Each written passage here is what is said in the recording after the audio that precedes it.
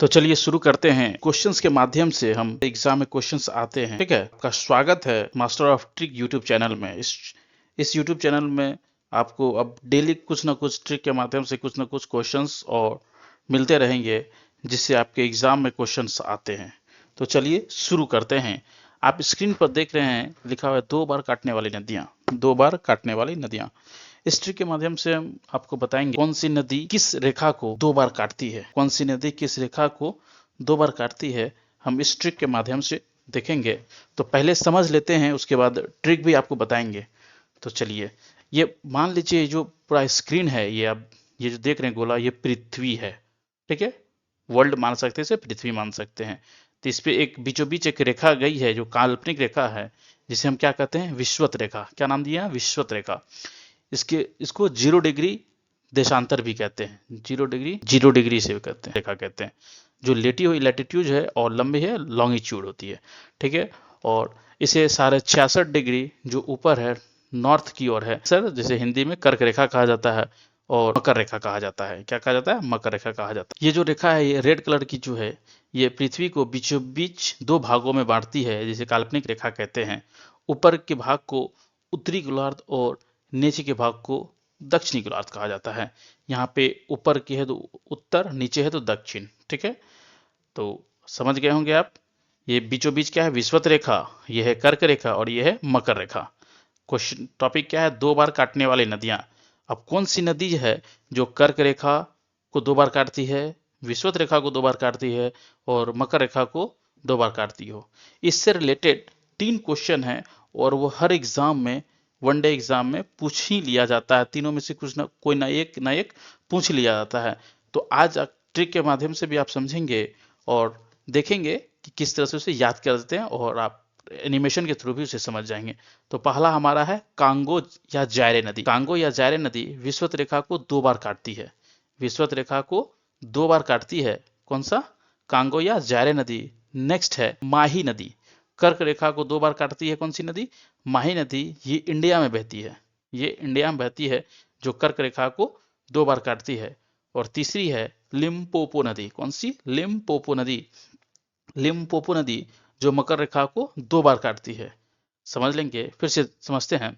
विषुवत रेखा को 2 बार काटने वाली नदी कांगो या जायरे नदी, कर्क रेखा को 2 बार काटने वाली माही नदी, और मकर रेखा को 2 बार काटने वाली लिम्पोपो नदी।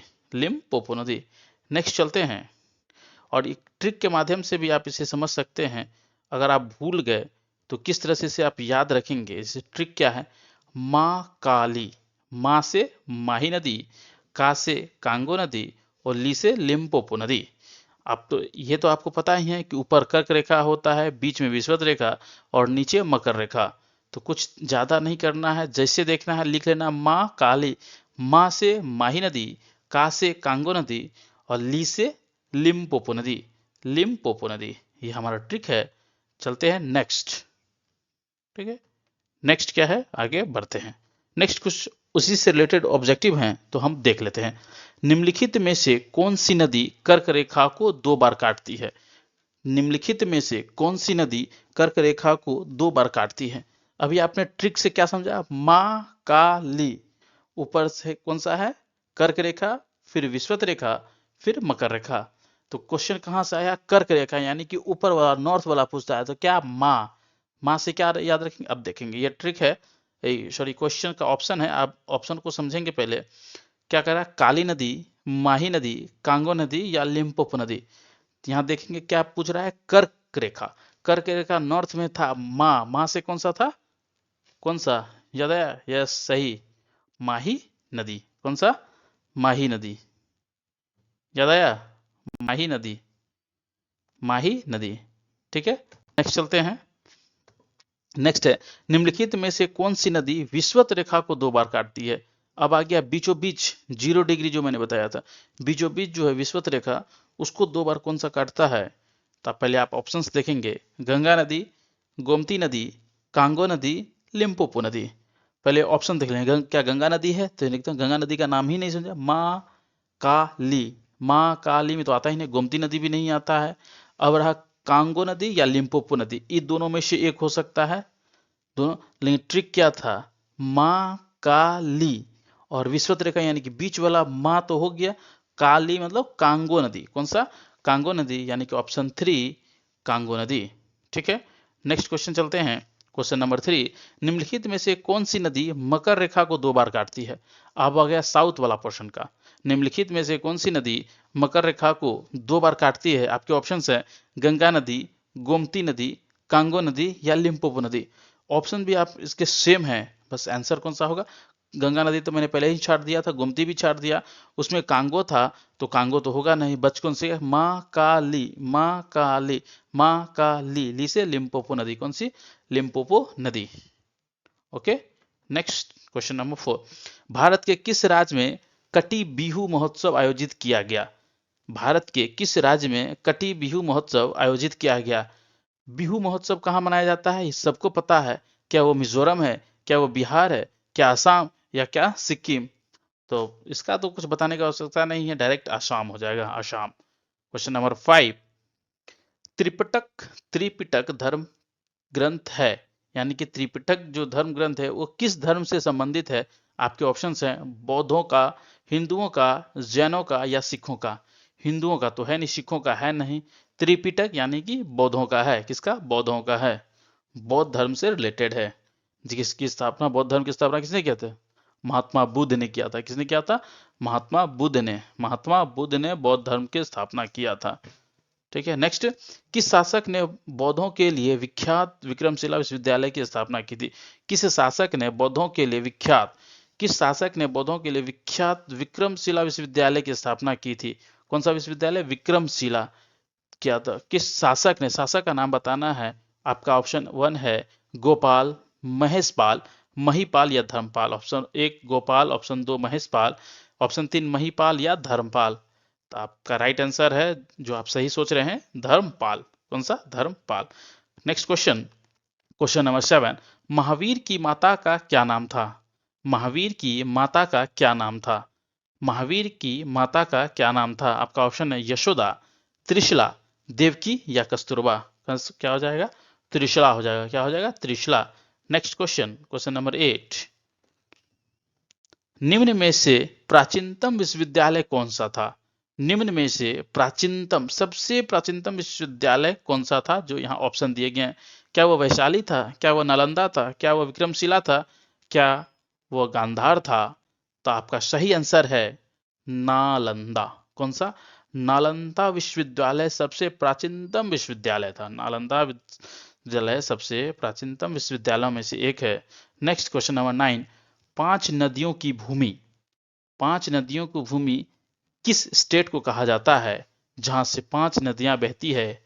आपके ऑप्शंस हैं वैशाली, पंजाब, कोलकाता या पानीपत। तो आपका आंसर होगा पंजाब। कौन सा होगा, पंजाब। 5 नदियों की भूमि Punjab. Okay, next question, question number 10, भारतीय वन अनुसंधान संस्थान, भारतीय वन, इंडियन फॉरेस्ट, भारतीय वन अनुसंधान संस्थान कहाँ स्थित है। क्या वो देहरादून में है, या पंजाब में है, या कोलकाता में है, या पानीपत में है। तो कहाँ है, देहरादून में है। समय बर्बाद ना करते हुए डायरेक्ट आंसर पहुंचते हैं, देहरादून में। ये सब स्टैटिक के पोर्शन क्वेश्चन है, तो स्टैटिक तो आपको रटना ही पड़ेगा, कुछ ट्रिक के माध्यम से और कुछ इस तरह से भी आपको याद करना ही पड़ेगा, जिसका कोई उपाय नहीं है। भारतीय वन अनुसंधान संस्थान देहरादून, कहाँ है, देहरादून। ठीक, नेक्स्ट क्वेश्चन, क्वेश्चन नंबर 11, भारतीय वन्य जीव अनुसंधान संस्थान, भारतीय वन जीव, वो वन था, ये वन्य जीव है, कहाँ होगा, सेम जगह होगा, देहरादून में ही। 2 क्वेश्चन आपका देहरादून से याद हो गया, वन या वन्य जीव पूछे या वन पूछे, देहरादून ही लगाना है। कहाँ लगाना है, देहरादून। नेक्स्ट क्वेश्चन नंबर 12, भारतीय मृदा विज्ञान संस्थान, भारतीय मृदा विज्ञान संस्थान कहाँ स्थित है।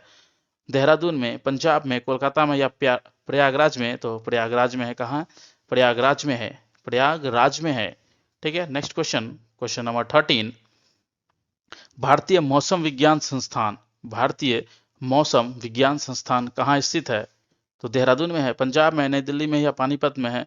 नई दिल्ली में है। कहते हैं ना आज मौसम, यहाँ इस तरह से भी रखते हैं, भारतीय मौसम विज्ञान, कहते हैं ना आज राजनीति का क्या मौसम चल रहा है, यानी कि दिल्ली की क्या स्थिति है, तो नई दिल्ली। मौसम विज्ञान से आप याद रखेंगे, दिल्ली का मौसम तुरंत बिगड़ता है, तो नई दिल्ली से याद रखेंगे, नई दिल्ली, मौसम विज्ञान। ठीक है, नेक्स्ट क्वेश्चन, विश्व की सबसे गहरी झील कौन सी है? विश्व की सबसे गहरी झील कौन सी है? विश्व की सबसे गहरी झील कौन सी है? आपके ऑप्शन है लेक सुपीरियर, बैकाल झील, टिटिकाका झील या काकोलत झील। काकोलत झील, बैकाल झील, टिटिकाका झील या लेक सुपीरियर झील। तो आपका आंसर है बैकाल झील। कौन सा है? बैकाल झील। बैकाल झील आपका आंसर, राइट आंसर है बैकाल झील। क्वेश्चन नंबर 15, बेरी-बेरी रोग किस विटामिन की कमी से होता है? बेरी-बेरी रोग किस विटामिन की कमी से होता है? आपको पता है कि साइंस बायोलॉजी में एक चैप्टर है डिजीज जो रिलेटेड है। तो बेरी-बेरी रोग किस विटामिन की कमी से होता है? Vitamin B one. कौन सी कमी से होता है? Vitamin B one. Vitamin A, vitamin C, vitamin D या विटामिन, तो विटामिन बी1 की कमी से बेरी-बेरी रोग होता है। विटामिन ए की कमी से कौन सी रोग होती है? रतौंधी होती है, रतौंधी, night blindness, night blindness, night blindness. Question number 16, Bharat की सबसे लंबी स्थलीय सीमा किस देश के साथ लगती है? भारत की सबसे लंबी स्थलीय सीमा किस देश के साथ लगती है? आपके ऑप्शंस हैं पाकिस्तान, अफगानिस्तान, बांग्लादेश या म्यांमार। पाकिस्तान, अफगानिस्तान, बांग्लादेश या म्यांमार। तो आपका राइट आंसर है बांग्लादेश। कौन सा है? बांग्लादेश। ठीक है, थैंक्स फॉर वॉचिंग।